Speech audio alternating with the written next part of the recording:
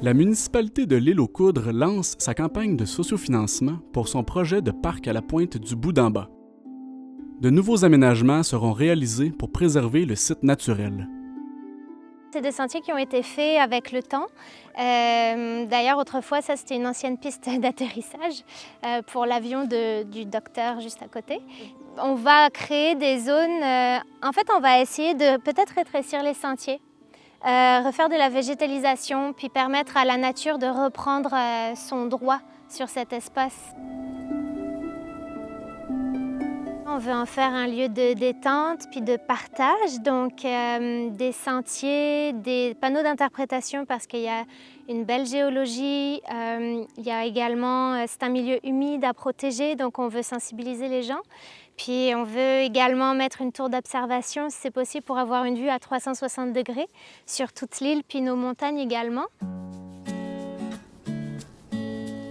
La campagne a pour but de développer un sentiment d'appartenance pour les habitants de l'île. On aimerait que, en effet, on a besoin de trouver du financement parce que c'est un projet qui est quand même assez ambitieux, 1,4 million.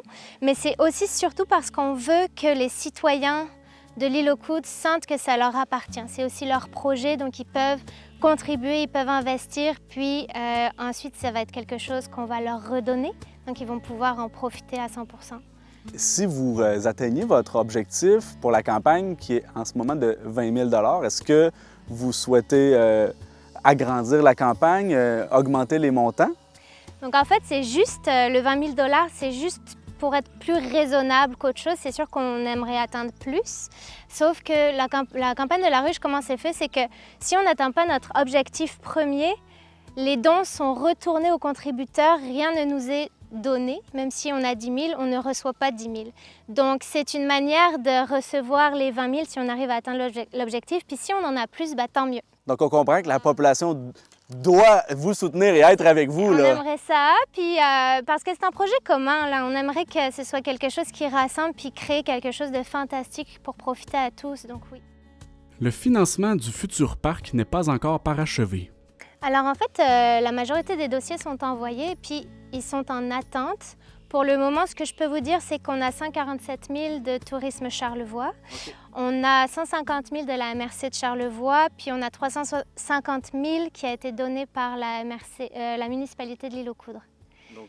Donc on a déjà des beaux montants, mais c'est clair que c'est pas assez. Donc on va aller chercher davantage avec le Fonds du Grand Mouvement chez Desjardins. Mais on est encore en attente de réponse, donc on ne peut pas vraiment s'avancer. Puis on a également démarché le secrétariat de la capitale nationale, le FRR, etc. Les dons des citoyens et des entreprises permettront également de financer un volet éducatif qui prendra place à l'entrée du parc. Au niveau du bâtiment d'accueil, qu'est-ce qu'on retrouvera dans ce bâtiment-là? En fait, c'est ça. Ça va être beaucoup de sensibilisation, d'interprétation. Il va y avoir un cahier. Dans une de nos contreparties, on peut parrainer des espèces végétales ou animales. Il y aura comme un recueil avec les espèces puis le nom de la personne qui a parrainé l'espèce. Il va y avoir aussi on pourrait également faire des achats d'articles liés à la pointe du Bout-d'en-Bas, mais ce sera aussi un point d'information pour profiter au maximum du... Et ça, ce parrainage-là, il est lié en quelque sorte aux dons que l'on fait pour le parc. Donc, en tant que citoyen ou en tant qu'entreprise, lorsque je donne, je peux avoir une forme de parrainage, c'est un peu un commanditaire, et avoir son nom inscrit ici sur le site. Exactement.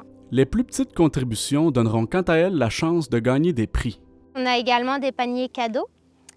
Soit un panier gourmand avec des produits locaux de l'île. On va avoir un panier plage pour profiter vraiment du côté détente. Puis on va avoir un panier explorateur, peut-être avec une boussole, des jumelles pour observer la flore, la faune, etc. Et ça, c'est un tirage qui sera fait une fois que la campagne de sociofinancement sera menée à terme. C'est ça. La campagne se finit le 24-25 août.